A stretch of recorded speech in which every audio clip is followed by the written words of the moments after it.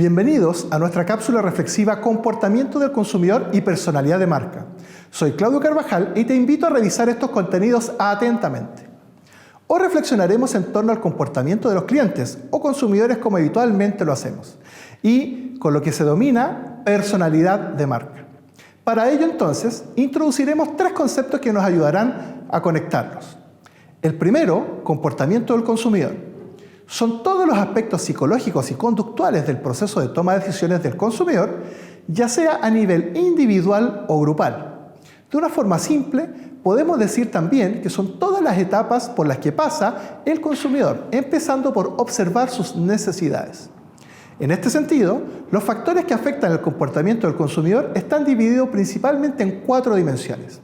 La primera dimensión, económica, se refiere a factores tales como los ingresos, nivel de vida, expectativas acerca del dinero, accesos a créditos, entre otros. La segunda, dimensión cultural y social, se refiere a clases sociales, grupos de referencias, rol, estatus, entre otros. La tercera es la dimensión psicológica, que se refiere a factores como la motivación, percepción, actitudes, aprendizajes y en especial a la personalidad. Y finalmente está la dimensión personal, que se refiere a factores como la edad, ocupación, estilo de vida, ciclo de vida, personalidad y muchos otros. Así, la dimensión psicológica y personal de los individuos se consideran dimensiones fundamentales a la hora de generar cambios de hábitos en ellos. En ese contexto, definiremos la psicología del consumidor como el estudio del comportamiento del consumidor y los aspectos psicológicos que influyen en la decisión de compra de una persona.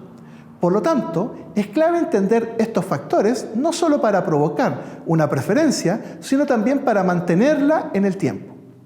Es así como vamos a distinguir dos tipos de factores a la hora de tomar una decisión: el racional, basado en el pragmatismo y utilización de criterios objetivos. Por otra parte, lo no racional apunta a la toma de decisiones subjetivas, donde prevalece la intuición, percepciones y sensaciones.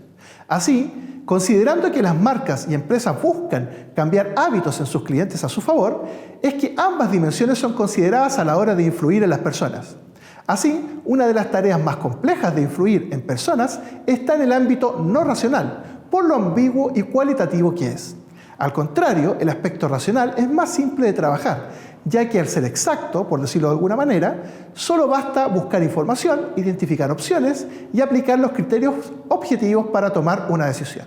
Así, en el proceso de toma de decisión y comportamiento del consumidor, podemos destacar 3 grandes partes: la entrada, que se refiere a las influencias externas, la de proceso asociada a la toma de decisiones y la de salida asociada al comportamiento. En este contexto, el campo psicológico provisto de la motivación, percepción, aprendizaje, personalidad y actitudes son fundamentales en el proceso de toma de decisión y sobre todo de retroalimentación de la experiencia. Dentro del campo psicológico, la motivación va en el sentido de una fuerza impulsora dentro de los individuos que los empuja a la acción. En publicidad, la motivación cognitiva es fundamental a la hora de comunicar. La percepción va en el sentido del proceso mediante el cual un individuo selecciona, organiza e interpreta los estímulos para formarse una imagen significativa y coherente del mundo, como vemos el mundo que nos rodea.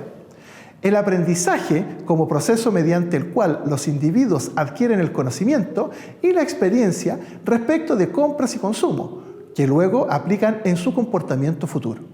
La personalidad como aquellas características psicológicas internas que determinan y reflejan la forma en que un individuo responde a su ambiente. La teoría de rasgos es la más conocida y que ayuda bastante a comprender a las personas. Finalmente, las actitudes las definiremos como una predisposición aprendida que impulsa al individuo a comportarse de una manera consistentemente favorable o desfavorable en relación con un objeto determinado. Así, en resumen, podemos concluir que el factor psicológico que ayuda a las marcas a empatizar y, por cierto, a sintonizar con las personas es definitivamente la personalidad, tal como si una marca fuera una persona. El último concepto es la personalidad de marca, que definiremos simplemente como el atribuir varios rasgos o características descriptivos del tipo de la personalidad a diferentes marcas en una amplia gama de categoría de productos.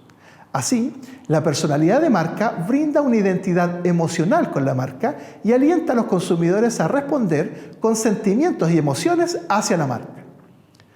Una personalidad de marca fuerte y positiva genera actitudes más favorables hacia ella, preferencias por esta, mayores intenciones de compra y lealtad hacia la marca.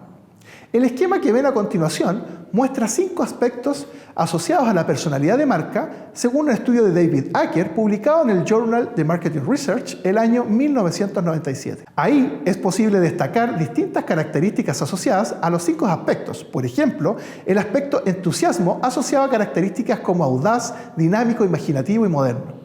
Así, la tarea es bastante compleja, ya que en el sentido de la empatía y sintonía debemos acudir a atribuir características humanas a algo que no es humano. Así, aparecen 2 grandes mundos que nos ayudarán a construir esto. El primero, más profundo y estratégico, denominado personificación de una marca. Esto es, percepción de los consumidores de los atributos de un producto o servicio como una caracterización de tipo humano. Si un chocolate trencito fuera una persona, ¿qué clase de persona sería? En ocasiones, el consumidor desarrolla una relación con una marca que es similar en ciertos aspectos a las relaciones que tienen con otros seres humanos. Algunos consumidores se vuelven fanáticos de las marcas y desarrollan una relación que va más allá de una necesidad funcional. Y el segundo, más táctico y funcional, asociado a personalidad y género de un producto, la asignación de un género como parte de la descripción de la personalidad y geografía del producto. Ciertos productos tienen una fuerte asociación geográfica, por ejemplo el queso Filadelfia, personalidad y color. Los consumidores no solo atribuyen rasgos de personalidad a bienes y servicios, sino también suelen asociar ciertos factores de la personalidad como colores específicos. Por ejemplo, el azul inspira respeto, autoridad, o el verde, seguridad, naturalidad, o el blanco, bondad, pureza, entre muchos otros. Finalmente, les quiero comentar que con el objetivo de empatizar y sintonizar con los clientes, es que las marcas entienden que los clientes tienen diversas imágenes de sí mismos, autoimágenes o percepciones de la identidad propia que están estrechamente relacionadas con la personalidad. En esencia, los consumidores buscan definirse a sí mismos en función de las marcas que eligen. Tienden a enfocarse en los productos cuyas imágenes refuercen el concepto que tienen de sí mismo y a evitar aquellos productos que no lo hacen. Un solo consumidor puede llegar a actuar en formas muy diferentes al interactuar con personas distintas y en diversas situaciones. La noción de que un individuo interprete varias identidades sugiere que en marketing se deberían dirigir los productos y servicios a los consumidores en el contexto de una identidad específica y, en ciertos casos, ofrecerles una opción de productos diferentes para sus distintas identidades.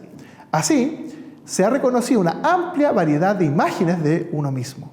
Identidad real de sí mismo, cómo se ven realmente los consumidores a sí mismos. Identidad ideal de sí mismo, cómo nos gustaría a los individuos verse a sí mismos. Imagen social de sí mismo, cómo sienten los consumidores que los ven los demás. Imagen social ideal de sí mismo, cómo les gustaría a los individuos que los vieran los demás. Resultaría útil pensar en función de otros 2 tipos de identidades propias: la imagen esperada de sí mismo y la imagen que debería tener uno mismo. Ahora te invito a reflexionar en base a lo siguiente. ¿Las marcas siempre deben tener asociada una personalidad? Date unos instantes para reflexionar.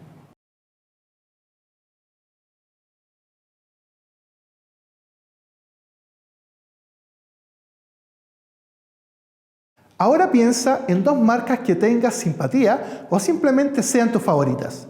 ¿Qué características asociadas a la personalidad poseen? ¿Te agradan todas? ¿Te interpretan algunas? Date unos instantes para reflexionar.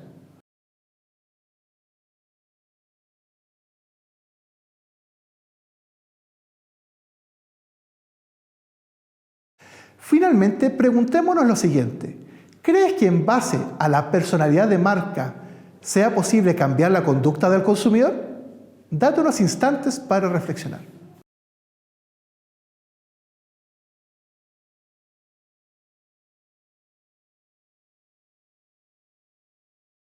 Para cerrar, te dejo la siguiente cita de Myrna Bard.